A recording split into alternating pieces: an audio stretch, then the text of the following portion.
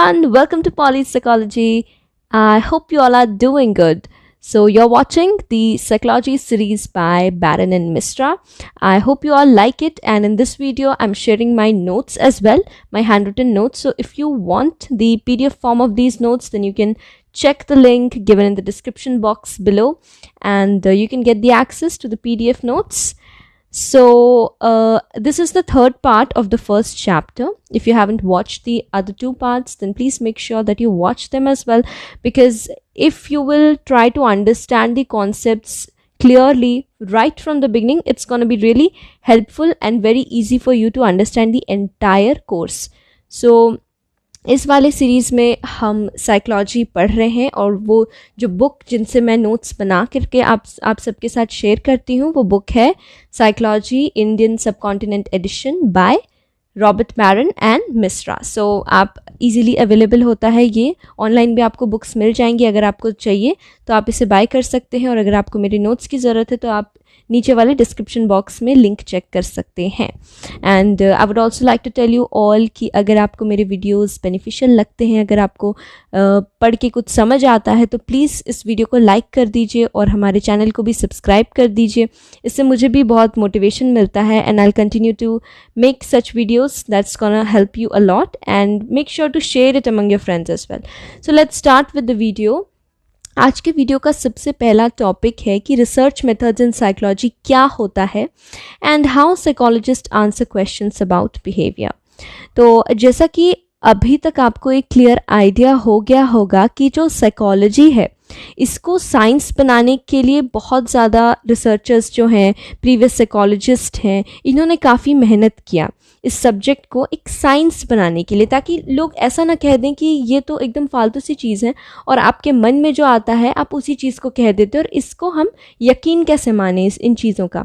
तो इसी यकीन को कायम करने के लिए कि जो भी साइकोलॉजिस्ट पढ़ते हैं, it has got some sense and it makes sense, उस चीज़ के लिए काफ़ी ज़्यादा मतलब लोगों ने एफ़र्ट लगाया है, रिसर्चर्स ने एफ़र्ट लगाया कि साइकोलॉजी को एक साइंस बनाएंगे. तो उसी वजह से साइंटिफिक लैब्स का जो है उन्होंने इस्टेब्लिश करवाया, और डिफरेंट साइंटिफिक मेथड्स का यूज़ करके स्टडीज़ को हम करने की कोशिश करते हैं. इसी के लिए साइकोलॉजिस्ट जो हैं बिहेवियर को स्टडी करने के लिए वो कौन कौन से तरीक़ों का इस्तेमाल करते हैं, that is known as the research methods. तो सबसे पहला जो आपके मन में आएगा एक टॉपिक है कि supposing you want to study a behaviour, किसी भी पर्सन का एक पर्टिकुलर काइंड ऑफ बिहेवियर को आपने समझना है, और वो बिहेवियर क्यों होता है, उसका कॉन्सिक्वेंसेस क्या है, रीजंस क्या है, उन सारी चीज़ों को समझने के लिए सबसे पहले आपको क्या करना होगा, यू गॉट बी ऑब्जर्विंग. आपको सबसे पहले ऑब्जर्व करना है कि वो बिहेवियर जो है वो क्या चीज़ है. जब तक आप ऑब्जर्वेशन नहीं करोगे तब तक आप उस चीज़ के बारे में नहीं जान सकते. So one basic technique for studying behaviour is the careful observation. Careful observation, which is done by the researchers or the psychologist in the study to gain knowledge about human behavior and to use that knowledge in future predictions. तो systematic observation क्या होता है? Systematic observation एक basic method है science का. ये सिर्फ psychology में ही नहीं, डिफरेंट साइंटिफिक सब्जेक्ट्स में हम ये सारे मेथड्स का यूज़ करते हैं, सिस्टमैटिक ऑब्जर्वेशन करते हैं.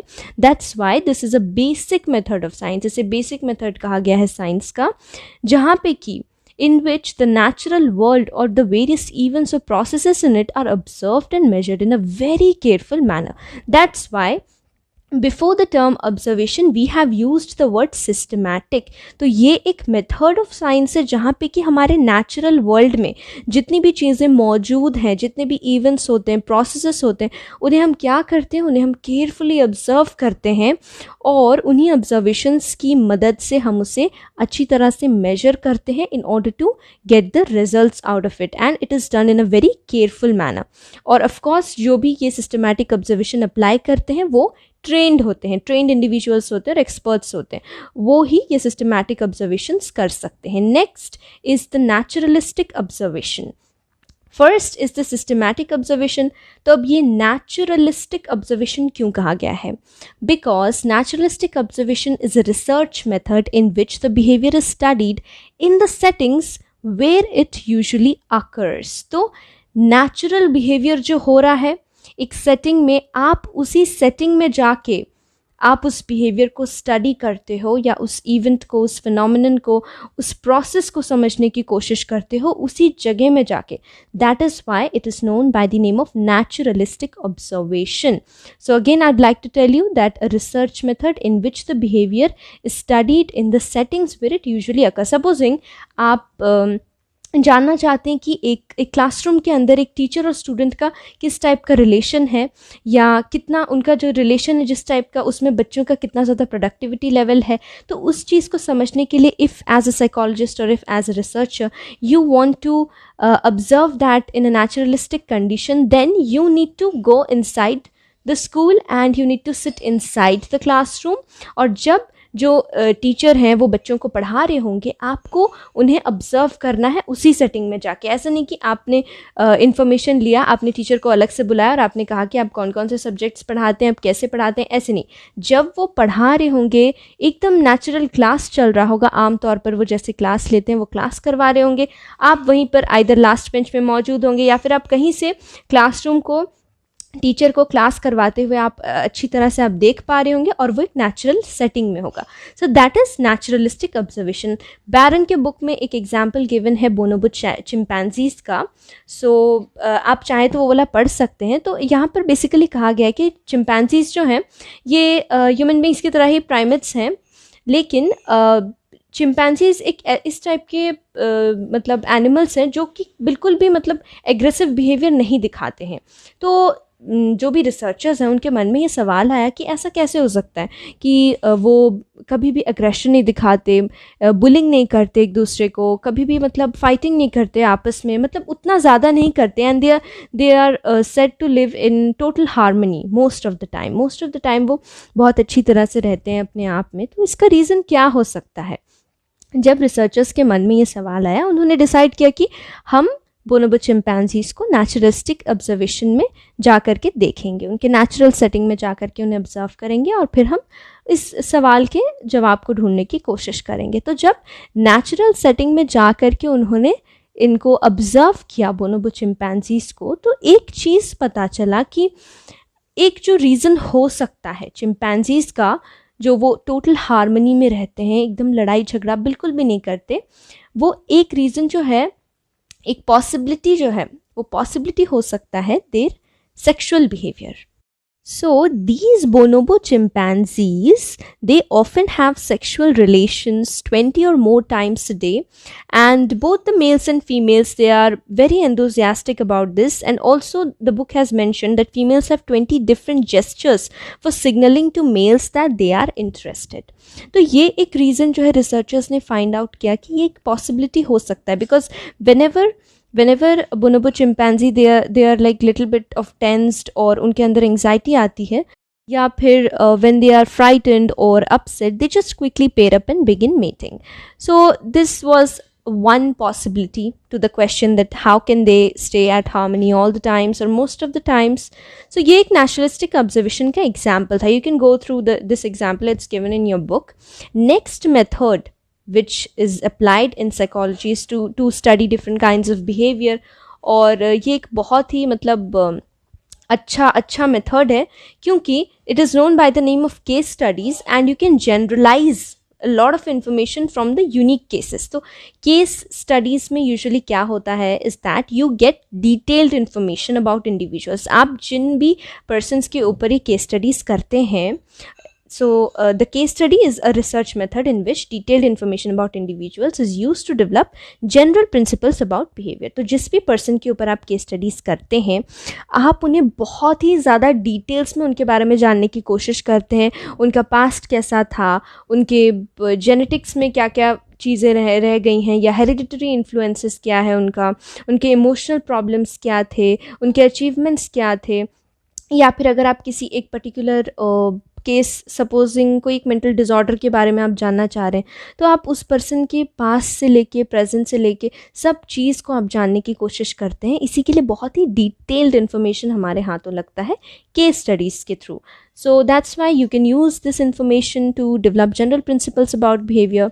Next method is survey. Survey is the science of self-report. So survey is a research method in which a large number of people answer questions about aspects of their views or behavior. आप लोगों ने भी कभी ना कभी ये survey method लिया होगा, क्योंकि सर्वे मेथड्स में यूजुअली लार्ज नंबर ऑफ लोगों को एक क्वेश्चनर काइंड ऑफ दिया जाता है. वो हम मेल्स में भी कर सकते हैं, आपके फ़ोन्स में भी, स्मार्टफोन्स में भी काफ़ी सारे सर्वेज ऐसे आते रहते हैं ऑनलाइन में. So you kind of know what survey is. So large लोगों पे, लार्ज नंबर ऑफ पीपल पे ये लगाया जाता है, उन्हें क्वेश्चनर दिया जाता है, and you need to answer about your self, like what do you feel, आपके व्यूज़ क्या हैं एक पर्टिकुलर टॉपिक को लेके, या आपकी पसंद कौन सी है, वो चीज़ें आप बताते हैं. इसी के लिए it is the science of self report, क्योंकि आप खुद के बारे में खुद बताते हो, तो that is your self reporting your self. तो इस इंफॉर्मेशन को हम कैसे गैदर करते हैं? There is one technique known as sampling. It is a method use to select persons who respond to the survey. तो हम सैम्पलिंग कैसे करते हैं? हम सैम्पलिंग, एक सपोजिंग एक पॉपुलेशन है, एक कुछ नंबर ऑफ पीपल हैं. पॉपुलेशन का मतलब ये नहीं कि लाइक एक एरिया का पॉपुलेशन या स्टेट का population. It could be like a group of person जिनके ऊपर एक ये टारगेट ग्रुप जो है जिनके ऊपर स्टडी किया जा रहा है, they are known by the name of population. तो आप उनमें से सैम्पलिंग वे से यूज़ करके आप कैसे सैम्पलिंग करते हो और आप कैसे पर्सन को सिलेक्ट करते हो, that is known as sampling. So the method use to select persons who respond to the survey. So जिनके ऊपर आप सैम्पलिंग लगाओगे वही लोग आपके क्वेश्चनर को आंसर करेंगे, वही लोग सर्वे लेंगे. So that is sampling. This is a technique used in survey. And next one very important thing to notice in this method is the wordings use, क्योंकि सर्वेज एक ऐसा टाइप का research method है जहाँ पे कि persons अपने बारे में खुद रिपोर्ट करते हैं. साइंस ऑफ सेल्फ रिपोर्ट कहा गया है इसे बिकॉज. तो यहाँ पर जैसा वर्डिंग्स आप यूज़ करेंगे लोगों का वैसा ही इम्पैक्ट होगा और वो उसी हिसाब से अपना रिप्लाई देंगे. Now wordings used they can change reactions. Now how come this is possible? Now मैं आपको एक एग्जांपल से समझाने की कोशिश करूँगी. मैं आपसे कहूँगी कि क्या आप जो लोग मर्डर करते हैं या हीनियस क्राइम्स करते हैं उनके लिए आप कैपिटल पनिशमेंट पर यकीन करते हैं? So most of you people will answer like yes, you are in favor of capital punishment for murderers and rapists.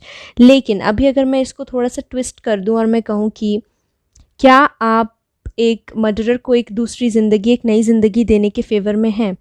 क्या आपको लगता है कि एक मर्डरर को भी एक न्यू लाइफ लीड करने का हक है सुधर के? मतलब अगर उसको वैसा एनवायरनमेंट दिया गया, उसको चेंज करने की कोशिश की, उससे एक नई ज़िंदगी जीने का हक है. तो हो सकता है कि आपके अंदर में एक दूसरा ही आंसर निकल के आएगा कि हाँ, एक मर्डर जिस इंसान ने मर्डर किया है उसे भी हक है एक मौका सुधरने का, उसे भी मिलना चाहिए.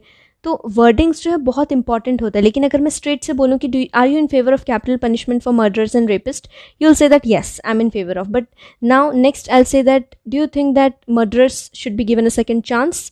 Then you might take your time and answer this question. तो वर्डिंग्स जो है ये बहुत इंपॉर्टेंट होता है सर्वेज में, और इसके ऊपर भी एक्सपेरिमेंट्स करके ही पता लगाया है साइकोलॉजिस्ट ने कि ये किस कदर आपके आंसर्स को अफेक्ट कर सकता है. So that's why wordings used, they can change your reactions. Next method is correlation. Correlation is the search for relationships. Now correlation, दो इवेंट्स में या दो वेरिएबल्स के बीच में क्या रिलेशन है. फॉर एग्जाम्पल एक के ऊपर जब थोड़ा चेंज होता है तो उसी चेंज की वजह से दूसरे वाले वेरिएबल में कितना चेंज होता है, that is studied through correlation. So correlation is a method in which researchers attempt to determine whether and to what extent different variables are related to each other. Also it helps in predictions, and prediction is an important goal of science. तो supposing मुझे पता चल गया कि एक variable में इतना change होने पर दूसरे वेरिएबल में इतना चेंज होता है. सपोजिंग एक वेरिएबल में हमने 1 लेवल चेंज कराया तो दूसरे में 2 लेवल का चेंज हुआ. तो ये चीज़ जब हम जान जाएंगे हम फ्यूचर प्रेडिक्शंस भी कर सकते हैं कि फ्यूचर में ऐसे ऐसे वेरिएबल्स में इतने रेशियो में जो है वो चेंजेस आएगा. बट कोरिलेशन को ही हम इतना ज़्यादा क्यों सिर्फ कोरिलेशन से ही हम डेटा कलेक्ट नहीं करते? क्यों एक कोरिलेशन ही एक रिसर्च मेथड नहीं है और बाकी सारे रिसर्च मेथड्स का यूज़ करते हैं psychologist? Because correlation does not equal causation.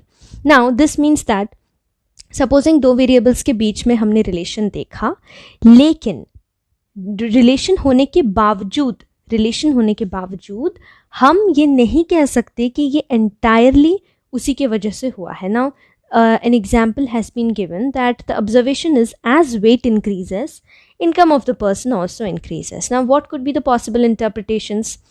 Weight gain causes increased income. ये क्या हुआ कि सपोजिंग एक पर्सन का वेट गेन है और वेट गेन की वजह से उसका इनकम बढ़ रहा है, इसमें कहाँ से सेंस आता है? लेकिन एक फैक्टर जो इस वेट गेन और इनकम के बीच मेंशन्ड ही नहीं है वो है increasing as.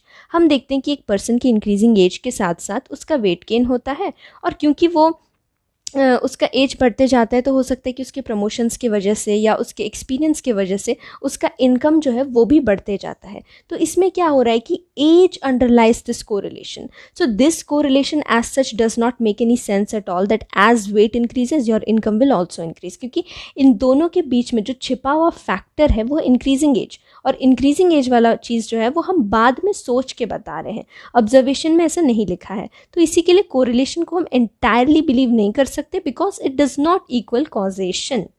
Similarly, another example has been mentioned in the book is that use of small magnets strapped to the various parts of your body, it reduces pain. तो supposing इस चीज़ को ये observation है psychologist का, तो वो इसे समझना चाहते हैं, पढ़ना चाहते हैं कितने हद तक इसमें सच्चाई है कि क्या मैग्नेट्स के यूज़ की वजह से लोगों के अंदर में जो है पेन कम जाता है, जॉइंट पेन, मसल पेन कमता है.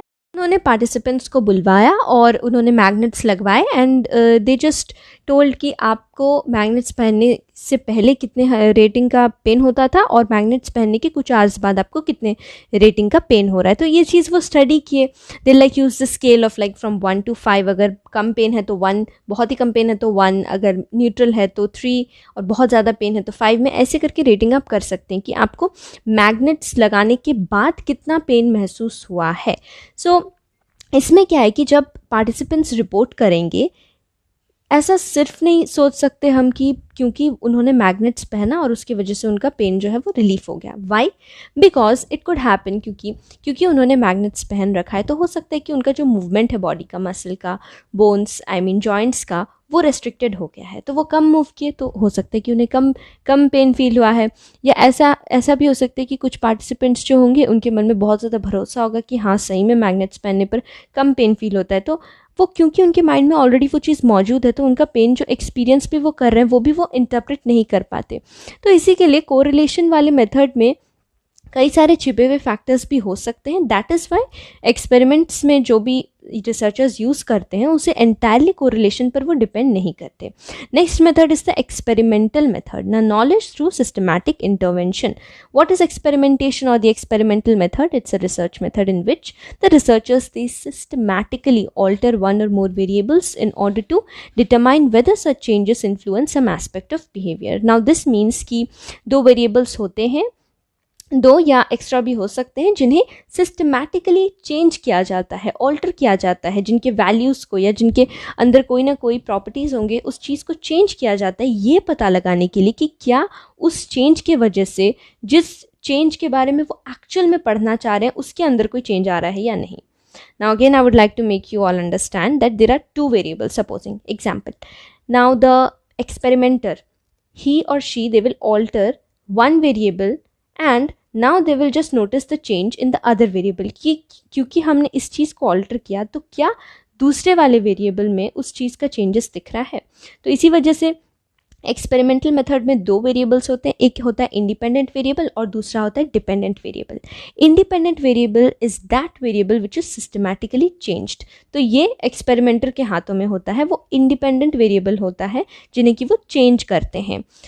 एंड दूसरा जो है वो है dependent variable which is that variable which is measured in an experiment. तो जिस चीज़ को एक्चुअली वो मेजर कर रहे होते हैं, एक्चुअली स्टडी कर रहे होते हैं, वो होता है डिपेंडेंट वेरिएबल. वो होता है आइदर पर्सन का बिहेवियर या जो भी चीज़, जो भी फिनोमेना या इवेंट, जिस चीज़ के बारे में वो समझना चाह रहे हैं, पढ़ना चाह रहे हैं, जिन्हें वो एक्चुअल में मेजर करना चाह रहे हैं, वो होता है dependent variable. So independent variable becomes the cause and dependent variable becomes the effect. Now in the method of experimentation there are two requirements for its success. सबसे पहला is that there should be the random assignments of participants to the experimental conditions. ऐसा क्यों माना गया है? क्योंकि there should always be an equal chance of being expose to each level of independent variable. तो हर एक पर्सन को, जो भी पॉपुलेशन में टारगेट ग्रुप में मौजूद हैं, उसमें रैंडम असाइनमेंट होना चाहिए। क्योंकि ऐसा नहीं होना चाहिए कि आप एक ग्रुप में सारे एक पर्टिकुलर एज ग्रुप के लोगों को रख दिए और उसी की वजह से जो है उनका रिजल्ट जो आएगा एक्सपेरिमेंट के बाद वो मोस्टली सिमिलर हो जाएगा। ऐसा नहीं है, आपको एकदम रैंडम असाइनमेंट करना है जिससे कि किसी भी पर्सन का किसी भी दूसरे पर्सन के साथ किसी टाइप का रिलेशन ना हो, तभी जो है हमारे एक्सपेरिमेंट का रिजल्ट परफेक्ट आएगा। बिकॉज उसमें हम अच्छी तरह से स्टडी कर पाएंगे और हमारे रीज़न जो है, कॉज इफेक्ट रिलेशनशिप का आंसर, रिजल्ट हमें अच्छी तरह से समझ में आएगा। Next is that all other factors affecting behaviour other than the independent variable must be held constant. तो एक है कि इंडिपेंडेंट वेरिएबल को एक्सपेरिमेंटर नोइंगली ऑल्टर करते हैं, सिस्टमैटिकली ऑल्टर करते हैं। तो इंडिपेंडेंट वेरिएबल को छोड़ के और कोई भी ऐसा चीज़ नहीं है जो कि ऑल्टर होना चाहिए, क्योंकि उससे हमारे रिजल्ट में अफेक्ट हो सकता है। So hence all other factors must be held constant. Now why we are holding this constant? Because in order to avoid the confounding of variables. What do you mean by this confounding of variables? It is the confusion when other factors other than the independent variable are permitted to vary across experimental conditions, and this should not be there because it affects the result. It affects the result of the experiment. Supposing वो magnets और pen वाला हम example फिर से लेते हैं कि magnets पहनने की वजह से जो पेन रिड्यूस होता है, उसमें सपोजिंग एक एक्सपेरिमेंट किया गया जहाँ पे दो ग्रुप्स बनाए गए। एक ग्रुप्स को ओरिजिनल मेटल डिस्क दिया गया और दूसरे ग्रुप्स को similar looking but it was not the original metal disc. तो दोनों ग्रुप्स को कहा गया कि आप इन्हें पहनो और कुछ आवर्स के बाद आपका कितना पेन में रिलीफ होता है वो चीज़ हम स्टडी करेंगे। लेकिन जिन लोगों को ओरिजिनल वाला दिया गया, हो सकता है कि जो एक्सपेरिमेंटर थे, ओरिजिनल मेटल डिस्क जिन लोगों को दिए वो उनके साथ बहुत ही फेवरेबली और बहुत ही अच्छी तरह से पेश आ रहे थे, लेकिन दूसरे ग्रुप को जिन्हें नकली वाला दिया गया जो कि ओरिजिनल नहीं था, वो वाले ग्रुप्स के साथ एक्सपेरिमेंटर एकदम रूडली बिहेव किए। और रूड भी नहीं भी होने से मतलब they were like he was just botherless about them. तो इससे क्या होता है कि वो उनके मन में ऑलरेडी एक अजीब सा इमेज फॉर्म हो जाएगा जो सेकेंड ग्रुप है, and for that reason it can affect the result of the experiment. तो ये क्या हो गया कि इंडिपेंडेंट वेरिएबल के अलावा उनके मन का, उनका मेंटल स्टेट जो था वो बीच में आ गया। तो that is the confusion when other factors apart from the independent variable are permitted to vary across experimental conditions. तो इसके वजह से एक चीज़ हो सकता है which is known by the name of the experimenter effects, which is the unintended effects caused by the researchers on participants' behavior. ये एक्सपेरिमेंटर इफेक्ट जो है ये एक्सपेरिमेंटर्स नोइंगली नहीं करते, ये नोइंगली बिल्कुल भी नहीं करते, ये बस हो जाता है, ऑटोमेटिकली हो जाता है, जहाँ पे एक्सपेरिमेंटर शायद समझ नहीं पाते। तो जिन लोगों को भी उन्होंने ओरिजिनल मेटल डिस्क दिया था, हो सकता है कि उनके साथ वो एकदम नेचुरली वो एक्सट्रीमली गुड बिहेव कर रहे थे, और जिन लोगों को उन्होंने ओरिजिनल वाला नहीं दिया था उन लोगों के साथ वो उतने अच्छी तरीके से शायद वो ध्यान ना दे सके और इसी वजह से उन्होंने अच्छे से बिहेव नहीं किया हो। तो ये अनइंटेंडेड होता है, ये कोई भी एक्सपेरिमेंटर जानबूझ के नहीं करते, ये कोई भी रिसर्चर्स जानबूझ के नहीं करते, लेकिन इसका अफेक्ट्स जो है, इसका अफेक्ट्स रिजल्ट में आता है because it is affecting the behaviour of your participants. तो इस चीज़ को हमने अवॉइड करना है, और इस चीज़ को हम अवॉइड कैसे कर सकते हैं? एक प्रोसीजर दिया गया है जिन्हें कि हम डबल ब्लाइंड प्रोसीजर कहते हैं। डबल ब्लाइंड प्रोसीजर एक ऐसा प्रोसीजर है जहाँ पे कि रिसर्चर्स जिनका कॉन्टैक्ट है अपने पार्टिसिपेंट्स के साथ, उन रिसर्चर्स को उनकी रिसर्च के हाइपोथेसिस के बारे में नहीं पता होता है। हाइपोथेसिस का मतलब है कि जो चीज़ हम एक्चुअली स्टडी कर रहे हैं, जिन दो चीज़ों के बारे में हम रिलेशनशिप बनाने की कोशिश कर रहे हैं। सपोजिंग 5 रिसर्चर्स हैं, एक एक्सपेरिमेंट में काम कर रहे हैं, 2 रिसर्चर्स जो हैं उन्होंने हाइपोथेसिस बनाया, उन्हें लगा कि इस इवेंट को, इस फिनोमिनन को हमें स्टडी करना चाहिए, तो उन्होंने हाइपोथेसिस बनाया, लेकिन उन्होंने अपने ही टीम के बाकी 3 साइकोलॉजिस्ट या रिसर्चर्स को उन्होंने हाइपोथेसिस के बारे में कोई जानकारी नहीं दी। उन्होंने कहा कि आप बस पार्टिसिपेंट्स के पास जाओ और उन्हें ये क्वेश्चनर दे के आओ या उनसे ये वाली एक्सपेरिमेंट करवाओ, उन्हें कंफर्टेबल फील करवाओ और उनसे ये टास्क्स परफॉर्म करवाओ और फिर हमें उस चीज़ का रिजल्ट दे दो। तो इससे क्या है कि बाकी 3 रिसर्चर्स जो हैं उन्हें आइडिया नहीं था कि हाइपोथेसिस क्या है। तो जैसा प्रीवियस एग्जाम्पल में एक्सपेरिमेंटर को पता था कि कौन सा ओरिजिनल मेटल डिस्क है और कौन सा ओरिजिनल मेटल डिस्क नहीं है, तो इसी के वजह से वो बिहेवियर उन्होंने किया और एक्सपेरिमेंटर इफेक्ट हमें देखने को मिला। डबल ब्लाइंड प्रोसीजर में ऐसा होने का सवाल ही पैदा नहीं होता, क्योंकि जो भी रिसर्चर्स पार्टिसिपेंट्स के साथ डील करते हैं उन्हें हाइपोथेसिस अंडर इन्वेस्टिगेशन के बारे में नहीं मालूम होता है। That's why this method can be use to avoid all these experimental effects या all these biases possibly. Next topic is ethical issues in psychological research. सबसे पहला is the deception. Deception could be known as the ethics of misleading research participants. आप अपने participants को mislead करते हो कैसे? Because it is the temporary withholding of information about a study from the participants. आप अपने participants को नहीं बताते हो कि आप actual में क्या study कर रहे हो, या फिर आप अगर बताते भी हो तो कुछ आप अलग से चीज़ बताते हैं। तो रिसर्चर्स जब अलग से चीज़ बताते हैं तो हम इन्हें डिसेप्शन कहते हैं। जैसा डिसीव वर्ड यूज़ किया गया है इंग्लिश में किसी को चीट करने के लिए, तो इसी ही वर्ड को हम यहाँ पे एथिकल इश्यूज़ में यूज़ करते हैं, डिसेप्शन। लेकिन डिसेप्शन के साथ जब कोई भी रिसर्चर अपने रिसर्च को आगे बढ़ाते हैं, दे मेक श्योर कि वो ये 2 प्रोसेसेस को फॉलो करें। Number 1 is informed consent and second is the debriefing. Informed consent में it is a principle requiring that the research participants, they should be provided with information about all events and procedures a study will involve before they agree to participate in it. तो इसका क्या मतलब है कि आप supposing एक participant को लेके आए, आप उन्हें सब चीज़ बताओगे कि आप अपने रिसर्च में क्या करोगे, किन किन चीज़ों का यूज़ करोगे, उनके किस टाइप ऑफ रिएक्शंस को आप स्टडी करना चाह रहे हो। आप इस चीज़ को अच्छी तरह से अपने पार्टिसिपेंट को बताओगे, और अगर उन्हें लगा कि वो इस चीज़ में एग्री होके स्टडी में आपकी मदद कर सकते हैं तो वो पार्टिसिपेट करेंगे, और अगर उन्हें लगता है कि वो मदद नहीं करना चाहते, so it depends upon them. You can not force any individual to participate in your study for your benefit, and this is one of the ethical issues used in psychological research. Next is debriefing.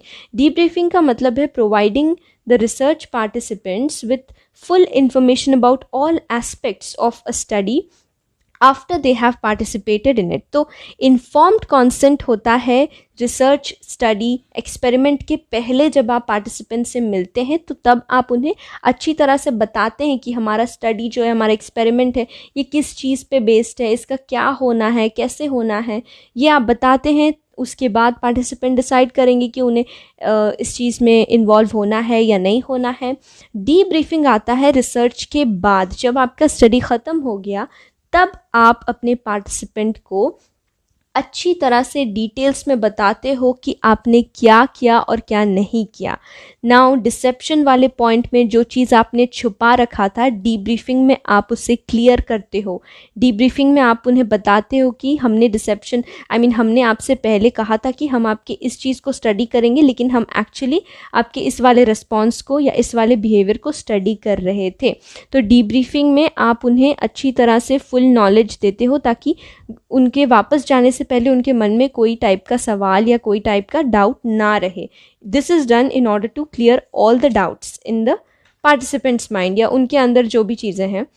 लेकिन ऐसा कहा गया है कि जब हम dissipation already कर ही लेते हैं तो उसके बाद जब हम पार्टिसिपेंट्स को डीब्रीफिंग देते हैं तो ऐसा भी हो सकता है कि पार्टिसिपेंट्स के मन में ऑलरेडी एक डाउट आ जाए कि कहीं ये डीब्रीफिंग भी झूठ ना हो। तो इसी की वजह से इसको एथिकल इश्यू कहा गया है, साइकोलॉजी का एक बहुत बड़ा। दूसरा is the research with animal. Now what's the point, what's the need of doing research on animals. Animals में हम रिसर्च क्यों करते हैं? Because there are several reasons. Either we want to study the behaviour of an endangered species, हम कैसे उस species को बचा सकते हैं, हम उनके बिहेवियर को स्टडी करेंगे और फिर हम उन्हें मदद करने की कोशिश करेंगे, या फिर हम किसी भी स्पीशीज़ के मेटिंग हैबिट्स को स्टडी करना चाह रहे हैं ड्यू टू सम रीजंस, और to study the basic principles of behaviour, जैसे फॉर्म्स ऑफ लर्निंग है, different types of concepts of memories है। ये सारी चीज़ों को समझने के लिए आइदर हम एनिमल्स का यूज़ कर सकते हैं, हो सकता है कि सिर्फ एनिमल्स के बिहेवियर को स्टडी करने के लिए यूज़ कर रहे हों, या या फिर हम ह्यूमन बींग्स के बारे में स्टडी करने के लिए हम एनिमल्स को यूज़ करते हैं. Now what do I mean by this sentence? Exposure to condition or treatment that cannot be used with human beings, all those things are applied on animals.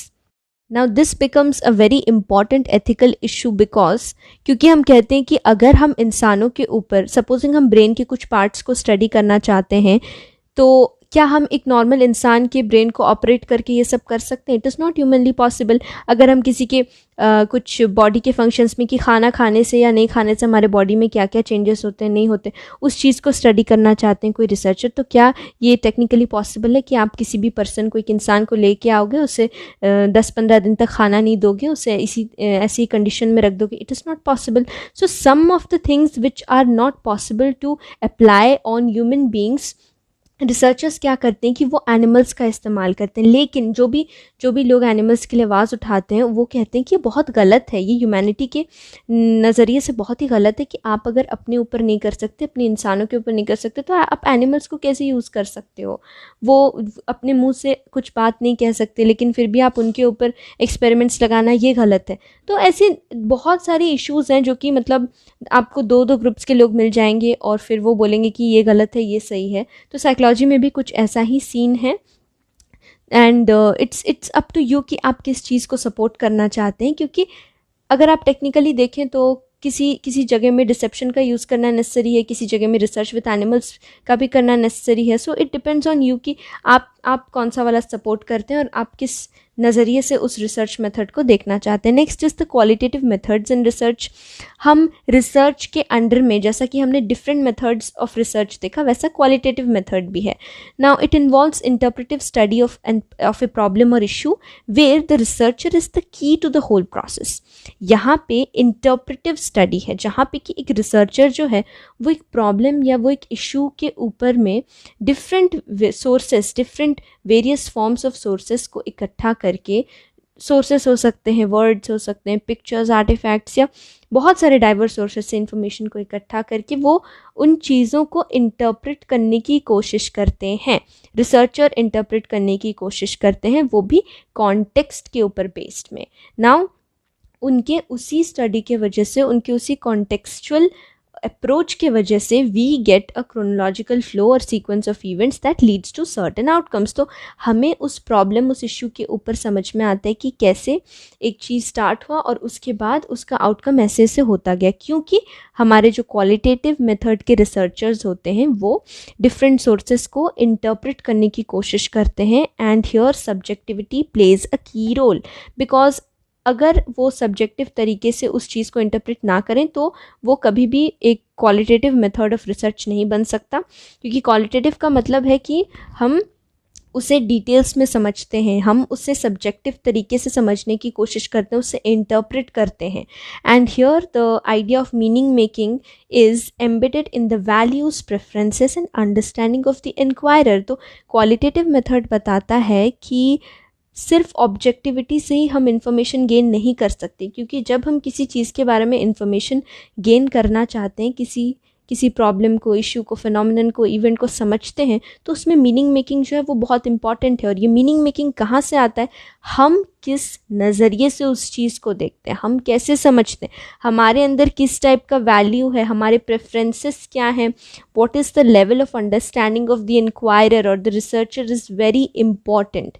तो ये जो क्वालिटेटिव मेथड के जो भी data होते हैं, रिजल्ट होते हैं, या इधर आप इसे यूं ही यूज़ कर सकते हैं क्वालिटेटिव मेथड में भी, और you can also use it with the quantitative methods of research. Quantitative data जो है उसके साथ आप उसे अप्लाई करके यूज़ कर सकते हैं. क्वालिटेटिव मेथड्स को आप खाली भी अपने स्टडीज़ में इस्तेमाल कर सकते हैं. तो यहाँ पर रिसर्चर जो है उनका बहुत ज़्यादा की रोल है, क्योंकि रिसर्चर इंपॉर्टेंट है. रिसर्चर अपने तरीके से उस चीज़ को इंटरप्रेट करते हैं, तो उनका सब्जेक्टिविटी यहाँ पे आता है. So that's why qualitative method. So that's all for this video. In the next video, we'll start the next chapter, the second chapter. So stay tuned, and if you like this video, then please give it a thumbs up, share it among your friends, and subscribe to my channel. Thank you for watching.